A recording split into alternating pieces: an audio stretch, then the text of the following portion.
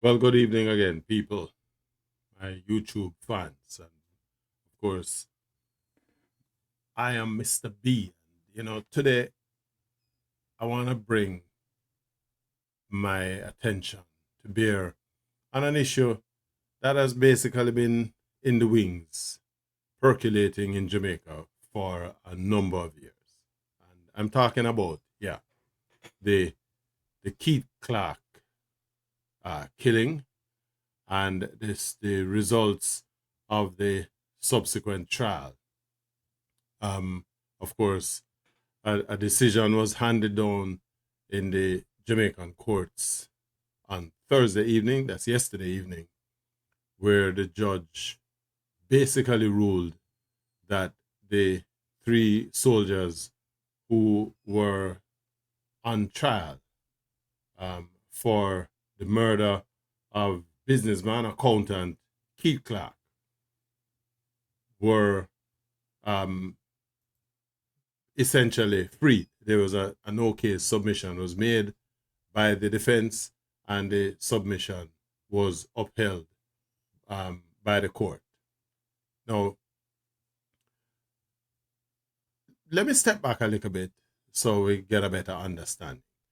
Keith Clarke basically the killing, his killing in fact, came about as a result of one of the really dirtiest chapters in the social and political history of Jamaica. You will recall that on May 25th, the the Jamaica Defence Force, in conjunction with policemen, raided Tivoli Gardens and what essentially became known as the Tivoli incursion or the Tivoli massacre. Some 70 odd, well, depending on who you're asking, people were killed, the majority by the security forces in the course of this assault. And of course, this assault on Tivoli Gardens was to apprehend Tivoli strongman, um, Dudus Coke.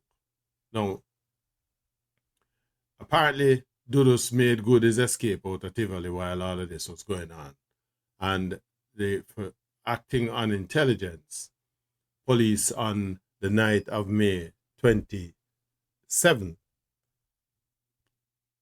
took a detachment of soldiers, largely, went to premises on Kirkland Heights, owned by the deceased, Mr. Keith Clarke.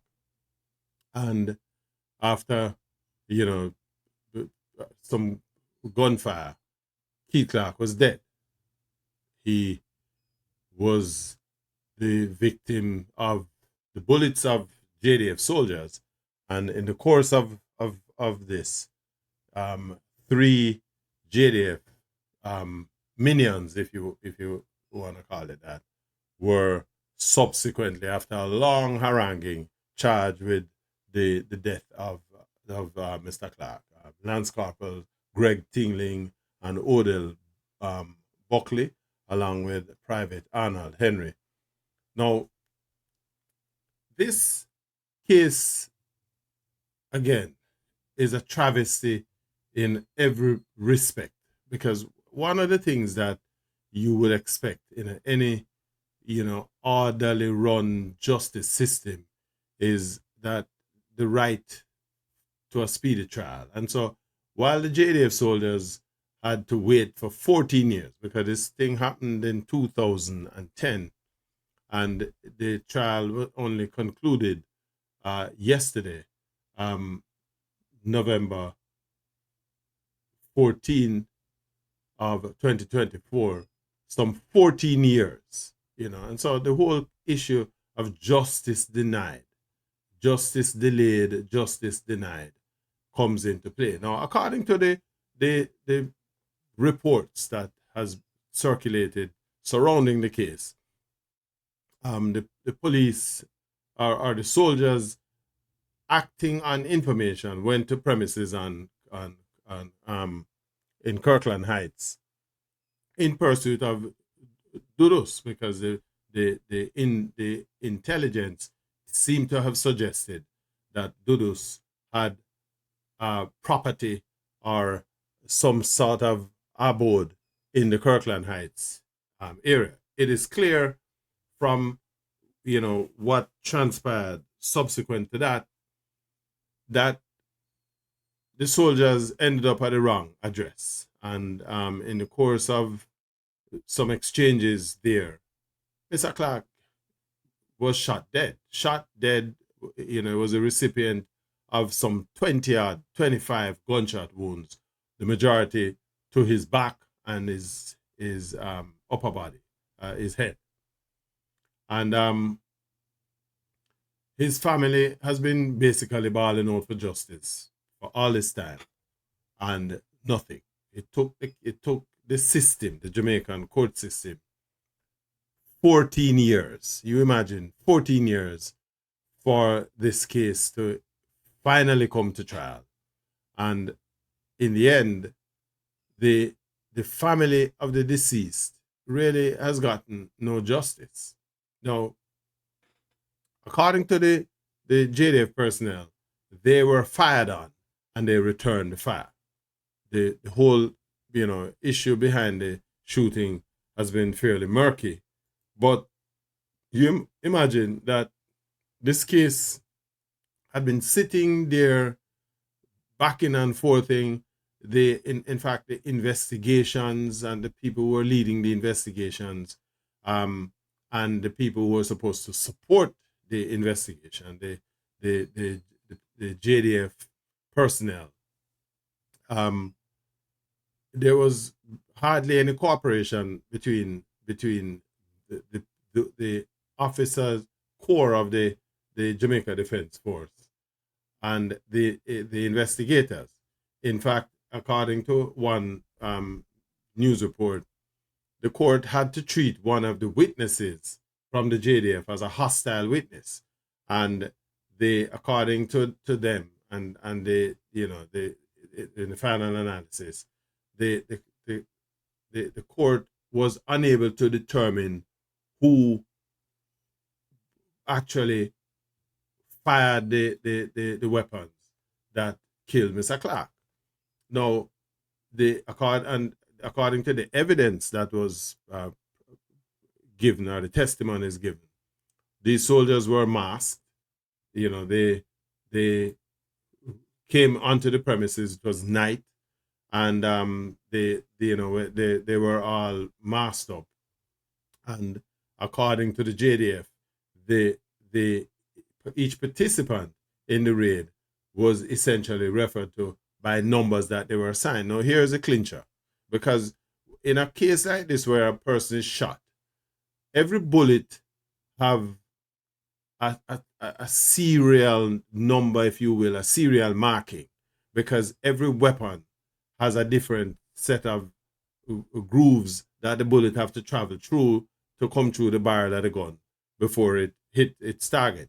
And so each weapon has its own fingerprint, if you will. And the bullets, if when you perform an autopsy, you remove these bullets, you do a ballistics test, you are able to identify which bullet, which gun came from which bullet. And by extension, if you can identify the bullet from the lands and grooves, the gun from the lands and grooves, and the bullet, you should be able to find out which soldiers had those weapons. Now, the clincher is that the store's personnel at the JDF who issued the weapons suddenly disappear. And then the logbook that logged the weapons, right? The issuing of the weapon, who had which weapon, the logbook disappear. And all of this happened because you have a case that takes 14 years before it come before the court. And, it's just one more instance, if you ask me, of justice delayed, justice denied. This is another instance of our security apparatus operating in a vein on their own. They can do and get away with just about anything. We have seen this before. We see it with, instances years back, the Patrick Genus shooting in Mona Heights, where the man got shot, almost 20-yard shot in him back. Most a number of these gunshots were so close that you could see powder burn on the skin of the individual. There was no gunpowder residue on the man's hand to say that he had actually fired a gun after the police. And yet the police were deemed not responsible for his death. There was nobody held criminally responsible.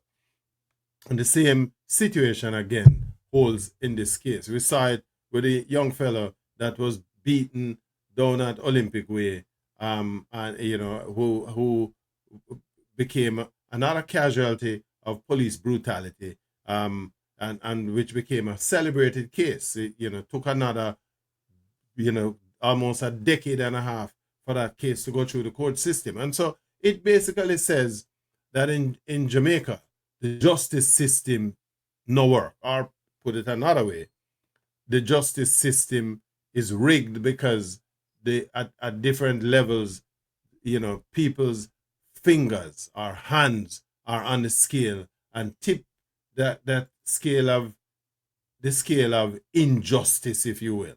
And so Mr. Clarke's family, who has been suffering for the last 14 years, just never had an opportunity to get any justice through the Jamaican court system. Now, I understand that they are now pursuing the matter in the civil court, and I wish them luck. I guess, as one person pointed out, the requirements in the civil court is not as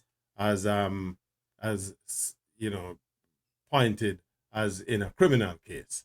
But it is sad enough when the presiding judge himself had to comment, that as to the kind of, or the lack of cooperation, not having the personnel who can provide the kind of testimony and evidence to at least indicate which of these three soldiers would have been guilty of the charge. And then these are minions in the raiding party, if you ask me.